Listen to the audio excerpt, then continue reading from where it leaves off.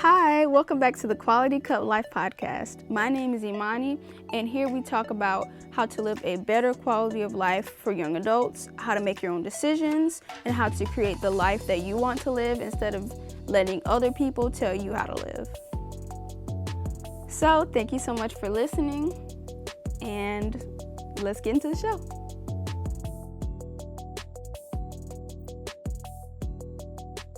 Hey y'all, welcome back to Quality Cup Life. So I have a guest again. This is Stephone. This is my boyfriend.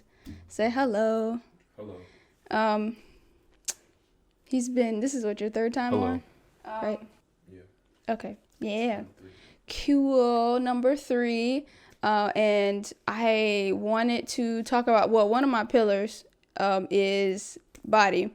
And there's some things that I wanted to talk to you about, and about physical fitness and your health, and how you working on it has made you has developed you into a person, and how it affected your quality of life, basically. So because when I originally met you, you were Obsessed. No, I said originally met you. Originally. Oh. Yeah, originally way back met in you. the day. Yeah. You were You can say it. You were a little boy. I was frail. I was frail. So I wanted to ask you about how you paid attention and working on your physical fitness, and your health affected your confidence and things like that. So the first thing I wanted to ask you was, what caused you to start to work out and stuff like that? I don't know. I guess one of the obvious answers is I was just tired of being little. Because growing up, I was always the smaller individual in the group.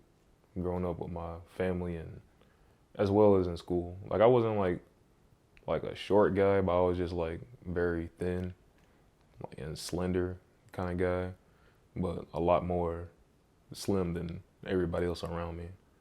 And I just wanted to change that. So was it but you didn't just I don't want to be slim anymore? Because I know some people who I don't want to be slim, so they just eat a bunch of cheeseburgers and Oh, no. And they get they gain weight, but it's not muscle. You know what I'm saying? Well, I guess a deeper part into it, because initially, when working out was presented to me, with my father and stuff, John, I ain't really care. I just went there a couple times. I rode with him to the gym and stuff, and we worked out a little bit and stuff. Mm-hmm. But I guess, I guess you could say I wanted to protect myself and stuff as well, or at least let people know that, hey, I may be a little smaller than you, but I'm not. I'm gonna put on this weight so you'll know not to bother me type deal. I'm not to play a sappy card or nothing, but I was slightly bullied and stuff like that in school, but not to a point I'd be crying or nothing like that. But I was all right, I need to let these people know not to be bothering me and stuff. Mm-hmm. So, and points after that, people who would kind of, make jabs at me here and there when they see me a year or months later, they'd be like, this the same dude that we was messing with in school? Mm-hmm. I just be like, yeah, they ain't about to do nothing, but Mm-hmm. yeah. I guess it was just a form of protection and self-confidence as well, because some other things that we can maybe mention later, but just as far as the beginning, I can say it started from there. Okay. So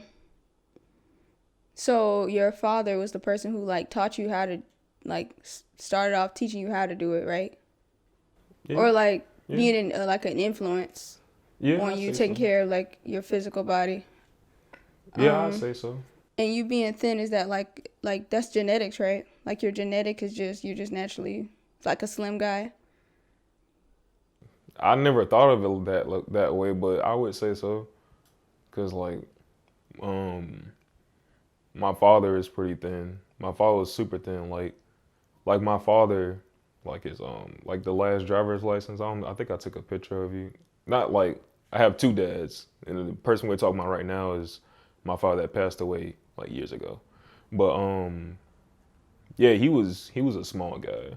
Like he was like, I don't know, probably like 120 something pounds, and that driver's license was like probably like one in his like late 20s or his early 30s or something. And my grandfather, both my grandfathers were like super thin too. Like my dad's mom, no, my dad's dad and my mom's dad. They both were very thin individuals too. And then your mom is pretty small now too. So Yeah, she's pretty small. yeah. So once you started like working out consistently and eating more protein and doing more protein shakes and stuff like that, once you started to see results, how did that affect your self-confidence, or like what did it do for you? I mean, I felt good. I mean, I felt like I felt good, and I looked good as well. And I mean, like it's I think a lot of people go through that hurdle of like just starting and then not seeing that for a while. But like the first thing that I noticed was me like feeling stronger and having more endurance to do certain things and stuff like that. And then the looks like came after the fact. But I was still like, well, before and now I'm still like at that kind of physique where like I work out, but people don't know I work out until they like maybe see me at the gym or see me with less clothes on outside of work or something. Yeah. Yeah, because he's like, one of the things I like about you, you're like one of those surprise kind of like people. Because when you're wearing like regular clothes, you're like, oh, he's a pretty slim guy. But then if I see you with like no sleeves on or something, I'm like, oh, okay. So, yeah, especially when you were obsessed with going to the gym and protein and all that fun stuff. Yeah, it's pretty. And it was cool. I thought that you used to tell me that people used to be like, whoa, I didn't know you had all that under there. So that it's so yeah, that's pretty cool. And you said it helped you with endurance and stuff. Do you mean endurance just physically, or like did you seeing yourself get results and that help you in like other areas, like in your life, I mean?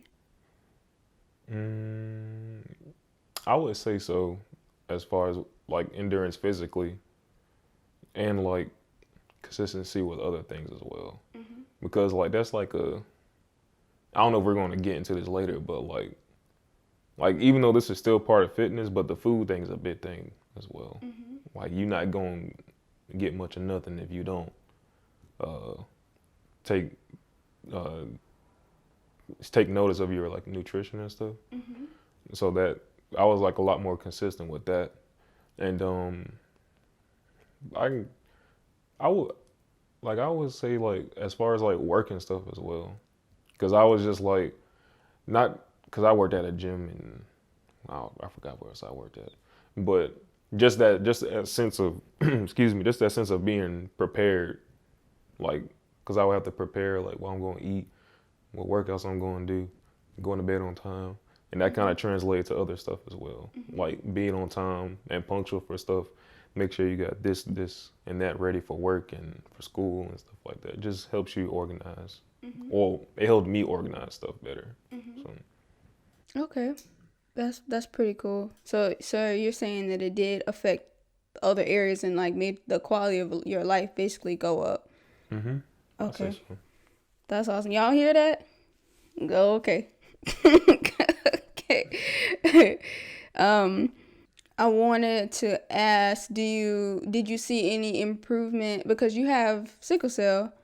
Did you see any improvement in your body or like the way you felt after you started getting into like working out and eating better and things like that? Like directly in relation to sickle cell? Yeah. Like once you started taking better care of your body. I honestly didn't notice until somebody else pointed it out. I think John came up to me one day. He was like, "Hey, since you started working out, I noticed you ain't been really having no." They're called like episodes or crisis whenever someone with sickle cell has like a moment where like the sickle cell is like affecting them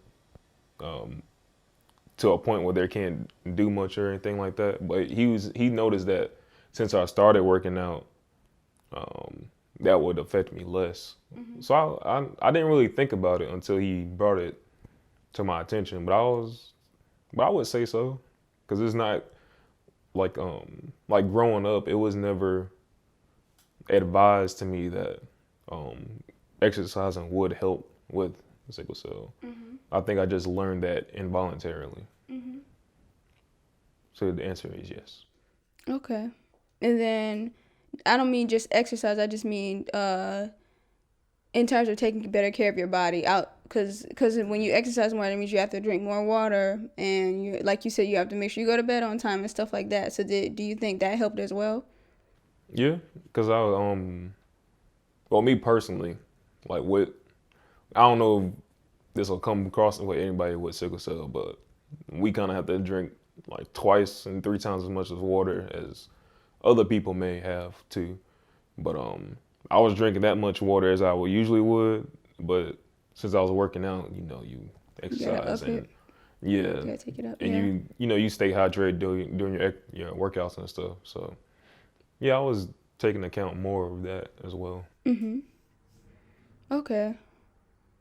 So would you recommend for somebody who might have trouble with sickle cell to exercise more and like drink more water?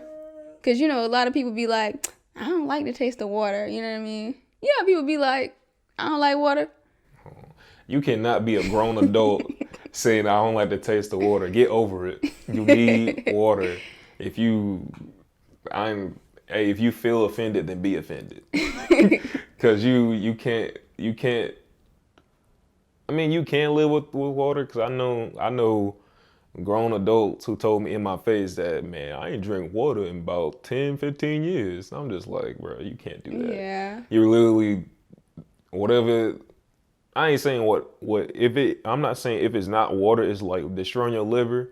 But most people aren't drinking anything. Well, most people aren't drinking something that is helping them if it's not water. Because I don't know,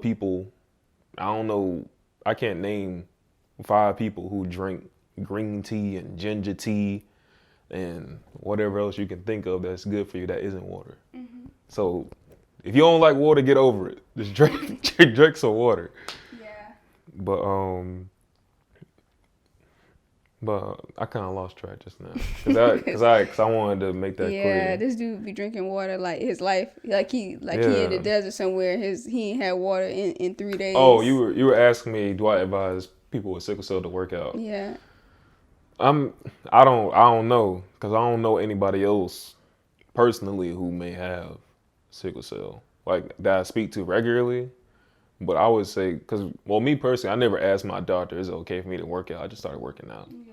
But, I can just speak for myself and say, I feel good. I mean, I felt good since I started working out. And it hasn't never been like a detriment to me.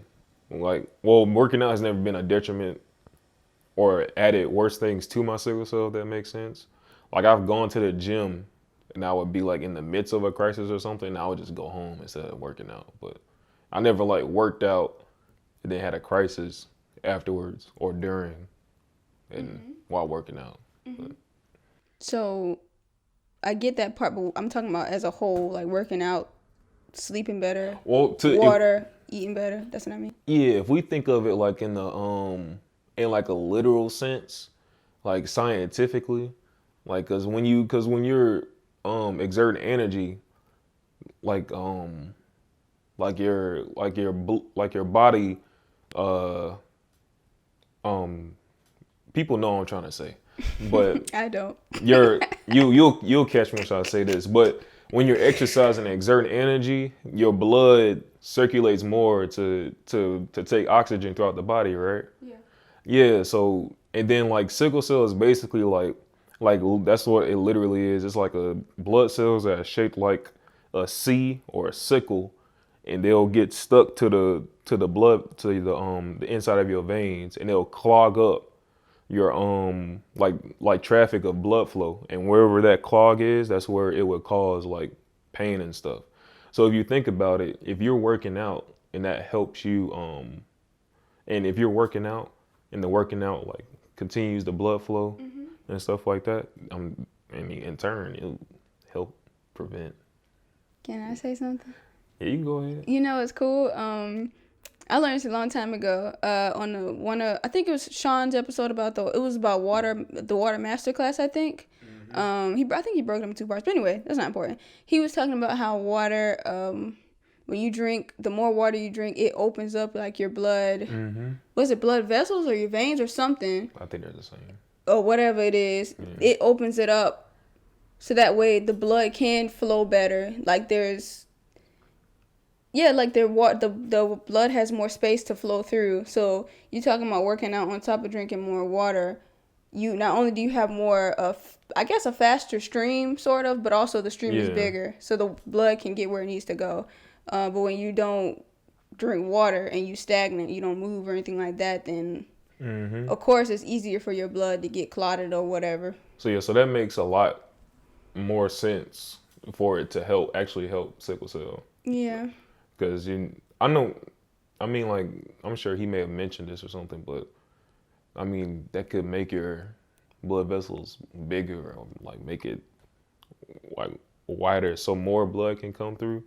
But maybe that's just for a period of time, or maybe you can actually like make those bigger permanently, but your blood vessels, that is. I don't know if it's permanent. I think it's just whenever you're like really hydrated, because water isn't a one-time thing. You gotta keep getting it in. Yeah, but just to put a bow on that question. But yeah, I would say that it's helpful. Well, I would say working out is helpful for people with sickle cell, but just pace yourself. Not to I don't really saying like the pace yourself and stuff like that, because we'll probably get into that later. But yeah, just be people with sickle cell and just people in general. Just you know what your body is. You know how you feel in that present moment. So yeah, you'll be fine. Just be mindful of how you feel and stuff that day. Okay. Cool. So what are some negative things that you experienced as a result from paying more attention to your body and your physical health? Not just working out, but like just as a whole, paying attention to your physical health.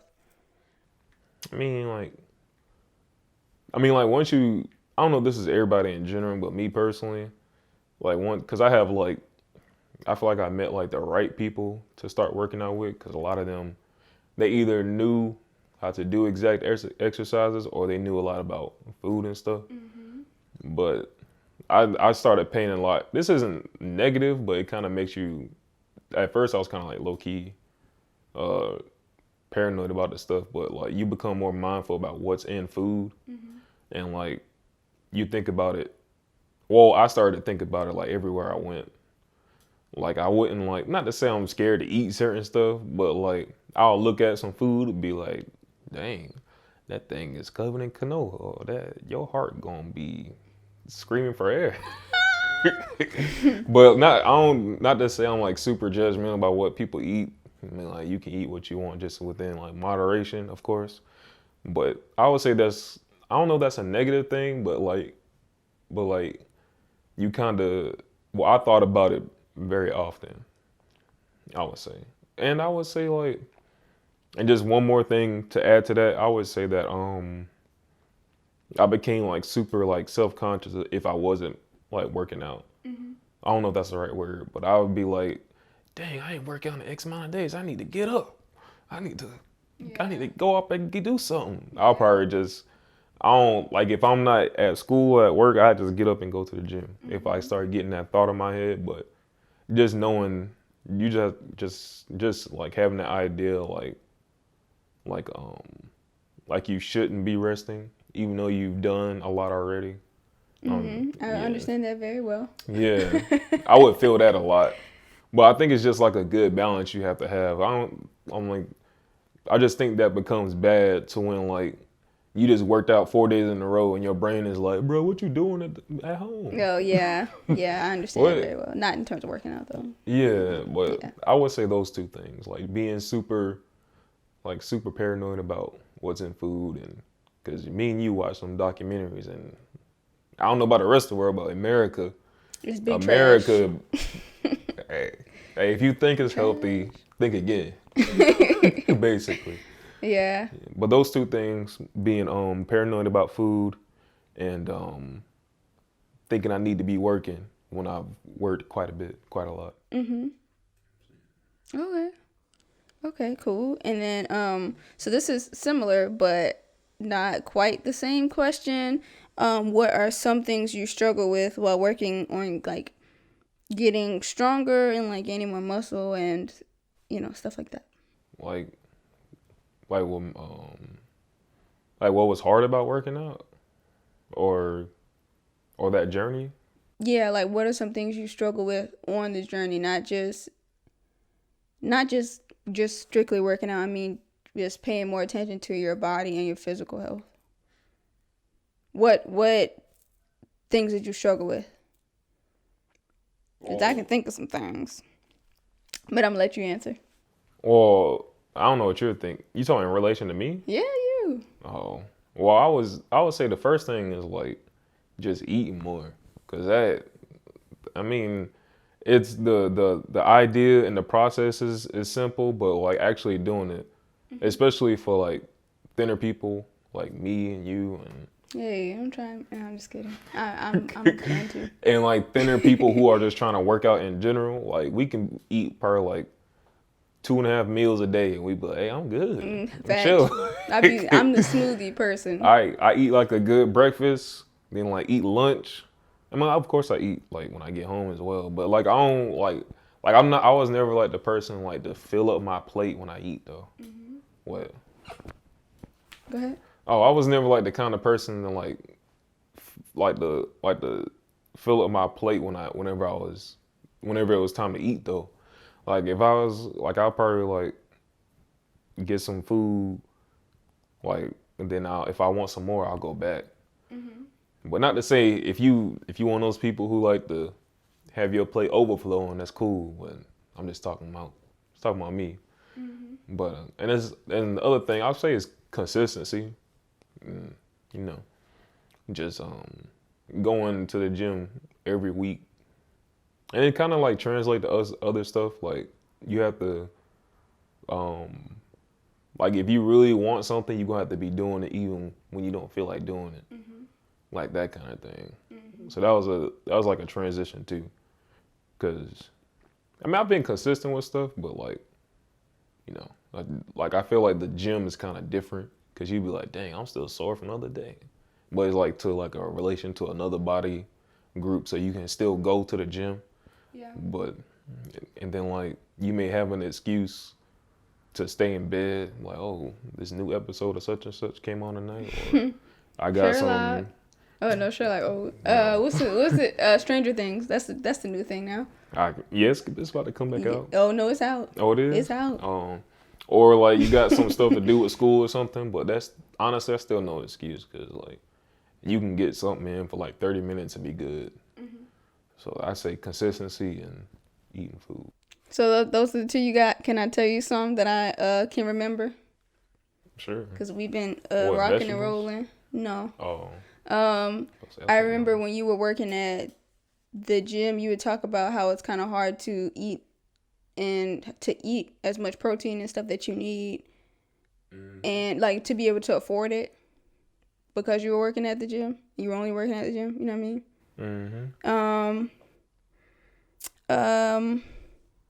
And then you said eating as much. You said that already, right? Yeah. That was the big thing I can remember, was you talking about, dang, like I need all this food, but I don't got the money to get all this food, so how am I gonna keep this up, type of thing. And one of the ways that you did it was with the protein shakes, right? That's one of my ways. One of my other ways I wouldn't advise. I don't know if you remember that, but I was carrying like a jar of peanut butter. Oh yeah. Yeah, because I worked at a gym, and like whenever it gets slow, I have like a jar of peanut butter in my bag. And I just be going in on it with a spoon. I remember you used to tell me you used to take it with you to school too. Yeah, don't do that. Yeah. You gonna be a diabetic too soon. So. Diabetic? Why would it be because you would get the peanut sugar. butter with the sugar in it. I would I ain't no natural. No. I mean, I eat regular peanut butter, but like, you a trooper if you can just spoon in some regular peanut butter. Ain't got no flavor. Yes, it does. It's salted down. What you talking about, bro? Ain't got no flavor. Everybody ain't. Would you say soft like you? I can just do the salted creamy peanut butter and be good. You get grass and be good. And No, I don't. No, I don't. But yeah, so I wanted to ask about the negative. I mean, it's not really negative, but like the struggles of it too. So that way so we don't paint it as everything's gonna be peachy when you try to do better about your health. You know what I mean? Because there's some struggles too. And I thought it was cool when you said something about what did you do? You said something about being sore after the other day and still getting up to go do it. And I was just thinking about how relevant that is to other areas of your life. Like, you tired from working on whatever it is your goal is, but you still going back for more. You know what I'm saying? Going back in to get it in some more. I don't know what the word would be for that, but you know what I'm trying to say. Yeah, sometimes you're just tired, and so. But you still gotta get up and let's go do it. Get up. Yeah, you find ways around that. Like, for instance, if your goal is like for instance, I'm using like college or whatever. If you know that there's like some kind of obstacle, and I'm trying to think. Oh, for instance, when I was in college, I had this geography class, just the study of rocks or whatever. And the only time I could get it in and still graduate on time was I had to take it online. And then and it wasn't me studying the rocks online. It was, you have to order a kit with a bunch of rocks. So, didn't know anything about that stuff or whatever. So I had to figure out, okay, how the heck, because I would email my professor, but they wouldn't get right back to me. He would take like 2-3 days a week to get back to me. I'm like, okay, but these assignments are due, so we don't have time for that. So I had to figure out, okay, how do I figure out where his office is? How do I go? Okay, we got to figure out his office hours. Okay, what class do I have to miss to get to this man's class? Like, you know what I mean? You figure out a way to handle your obstacles better. So, and like a way. Was that tenacity? Well, tenacity is like you find a way to keep going. Yeah. Right? Yeah, it's sort of like it. Or kind of like for working out, if you know you're tired, you start to go to bed sooner so your body can recover, or you can use some type of what's the thing called, BCAA, where it helps you recover. Yeah, it helps you recover, and there's other supplements and things like that help you recover as well. So yeah, just stuff like that. Or you can just work out at a different time. Yeah, That's a workaround too. That too. Or just soaks. You can do whatever to help you to recover. So yeah. Pretty cool.